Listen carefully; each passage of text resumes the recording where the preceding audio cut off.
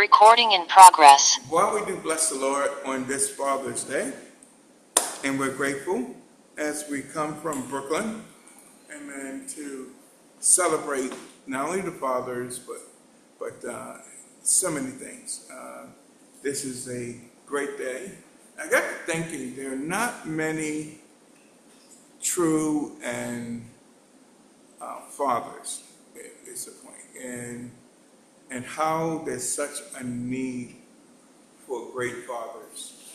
So, if you happen to know one or know one or have one, celebrate them today. Amen. Amen. Because they are great fathers, true fathers, are not in abundance, is the point. You know, may we celebrate the good that good fathers are doing. Amen.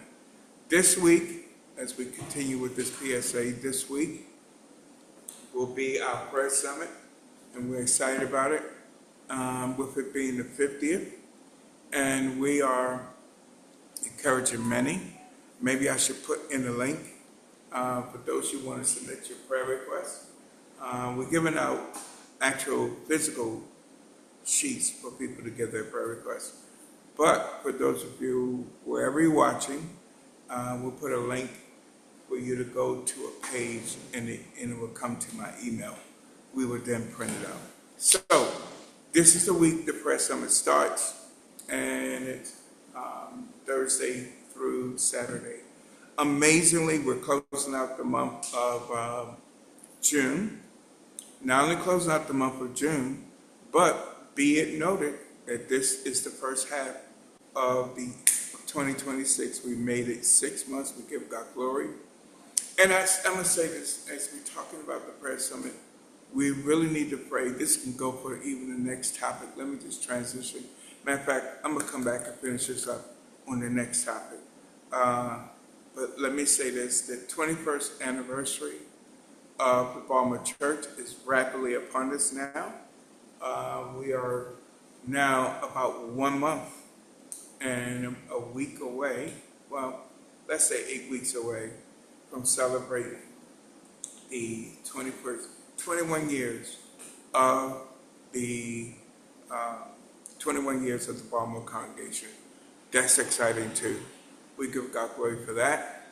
We magnify God for all 21 years and so many memories. So many memories. The 20th celebration went really well, and we want the 21st one to be even greater. So come celebrate with us. And this week, I should also add, we will have the ebook in place for prayer posture. I was working on it to a great degree yesterday, and working on the prayer book for the summit, and not only working on the prayer book for the summit, for prayer book, the ebook for prayer posture, but it's going to be in place, and we are pushing heavily to do the audiobook of the declaration. One of the people who used to be in New York, but she's no longer in New York, but she told me she was going through some challenges, and she picked up the ebook, Lifetime Declaration, and she said it accomplished its purpose. She said immediately upon reading those declarations, things began to shift. And that's why it's titled Lifetime Declaration. Now, many are saying, let me say this as humbly as I can, okay? Before I turned gray, see the gray? About in the 90s, when I still had black hair, it's a long story, I promise you I got pictures. But back in the 90s, I used to do a radio broadcast for a pastor. Whenever he could not do his broadcast, he would call up and say, Dwayne, please, he would call me with 5 minutes before time to go live on the air. And in 5 minutes, I had to get a sermon. I had to prepare to preach to a live audience on the radio. And I did that many times, okay, for him. And one time the person at the radio station said, "Do you not know you got a radio voice? You should really consider doing radio." Then I went to Morgan at HBCU, and we had a basketball league in Baltimore. And I used to do the scores. Every Sunday morning, I would do the scores. And I was told by many people I should really be on radio. Well, the next best thing to radio now is podcasts. Podcasts and audiobooks. There are many people telling me to please do an audiobook. They said, because I have a calming voice. Well, we're going to test that out. Well, my first audiobook, Lifetime Declarations, okay? Many people like the 5 a.m. prayer, which is audio. Well, here we go with the first book. We're going to try and have it ready for the 50th prayer summit this coming, Lord have mercy, Thursday. We're excited about it, and we're going to celebrate that. Now, on to the next two topics, and I got to wrap this up because we want to get out on time. Let me say this.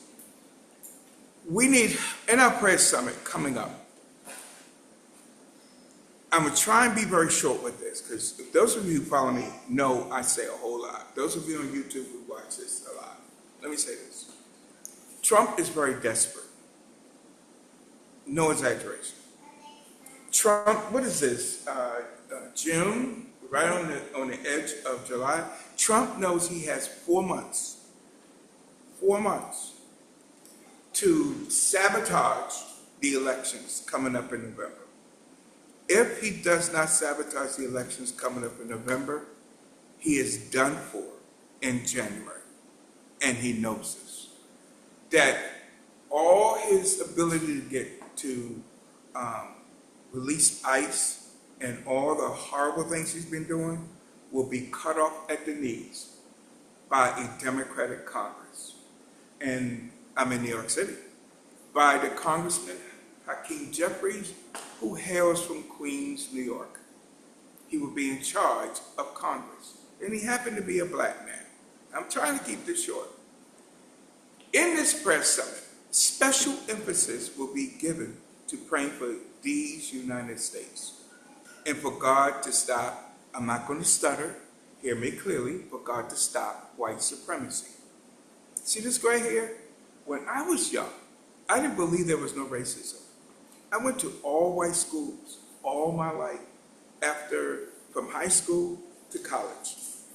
I was used to seeing 10 black people in the whole campus. So when I say this, I know a little something, okay? When they used to call my plaits cornrows, they actually called my plaits cornrows. Well, we now are seeing the vestiges. I know that's a word that you don't hear every day. The vestiges of racism that's trying to harvest in this 21st century. Okay, I could keep going on. Promise you I can. I warned you for 10 years of the danger of Trump. No one listened. Every chance I get, I say, congratulations, blacks, for Trump. You really did your thing. Because 600,000 black federal employees, 600,000 black employees got fired. You know why you don't hear about it? Because a certain country that happen to be in the Middle East controls our media. They own TikTok. Don't get me started. Someone say we're praying, Pastor. Just say we're praying. We're praying, Pastor. I got to cut this short because I can say a whole lot. Can I not, Carver? Y'all better come get this mic because I'm just getting started. Okay? But we're going to pray.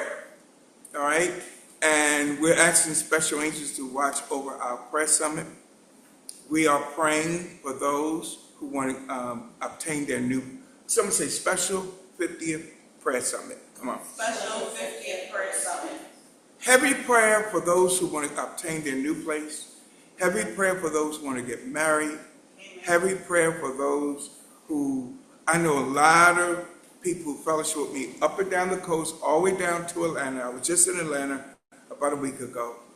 All those who want to get married and have children, okay? Amen. You would be surprised how many people want children. There was a couple that lived in Queens and now living in North Carolina, and they've been praying forever, no children. Okay, and they've been married over 20 years, no children. And they're young. They're in their 30s. And they want children. Okay? I got stories. 21 years of pastoring. I got more stories than I got time. But the prayer summit is coming up this week. Heavy prayer will be going up for our, amen, for all those who were submitted. Okay, finally, Christ is still building his church. I'm going to say this. How can I say this? Okay? I almost want to put this in the link too.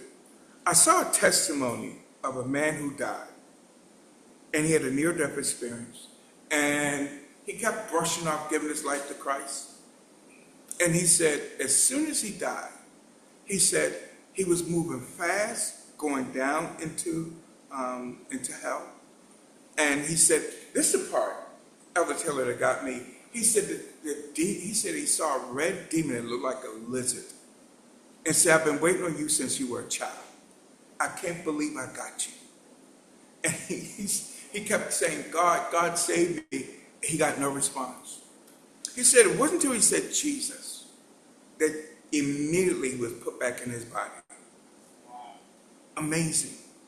I said I was going to copy this and share it with those who want to see it, but it was a powerful testimony of the necessity of knowing Jesus, the necessity of doing it God's way and coming to the church. I'm not just talking to be talking. If I do this right, I'm going to be rewarded in heaven. For everyone I directed to the right way. I promise you, I'm going to get rewarded for saying this. I promise you, all y'all who've been telling people you don't need church, telling people you don't need the Bible, telling people you don't need a pastor, it's not going to be good for you when you get before God. It won't. I'm going to warn you now. And promise, I say this in barbershops, in front of people who don't go to church. I'm used to doing this, okay? I feel angels behind me saying amen right now. Listen to me. God is still building his church. He never stopped building his church. Be a part of what he's building. And with that, I say be blessed of the Lord.